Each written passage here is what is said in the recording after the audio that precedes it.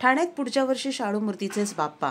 पालिकेने केली 6 महिने आधीच तयारी. गणेशोत्सवाला अजून बराच अवधी असला तरी गणपतीच्या मूर्ती शाडू मातीच्या बनवण्यासाठी ठाणे महापालिकेने आतापासूनच पुढाकार घेतला आहे. या मूर्ती भाविकांना किफायतशीर दरात मिळाव्यात, तसेच मूर्तिकारांनी रस्ते न अडवता मोकळ्या मैदानातील जागेत कार्यशाळा उभारावी, यासाठी पालिकेच्या पर्यावरण विभागाने 6 महिन्यांचा कालबद्ध कार्यक्रम हाती घेतला असून पुढच्या वर्षी शाडू मूर्तीचेच बाप्पा विसर्जन करण्याचा संकल्प पालिकेने केला आहे. प्लॅस्टर ऑफ पॅरिस ऐवजी पर्यावरणपूरक शाडू मातीच्या गणेश मूर्ती बनवाव्यात, यासाठी दरवर्षी जनजागृती करूनही मूर्तिकार याकडे दुर्लक्ष करतात. उच्च न्यायालयाने याबाबत महापालिकेचे कान टोचले होते, तरी ठाणे महापालिका क्षेत्रात सन 2024च्या गणेशोत्सवात सुमारे 30% मूर्ती या शाडूच्या होत्या. हे प्रमाण ठाण्यात पुढच्या वर्षी शाडू मूर्तीचेच बाप्पा पुढील वर्षी 2025 मध्ये वाढवण्यासाठी पर्यावरण विभागाने 6 महिन्यांचा कालबद्ध कार्यक्रम हाती घेण्याचे निर्देश आयुक्त राव यांनी दिले आहेत. 2025च्या गणेशोत्सवात ठाणेकरांचा शाडूच्या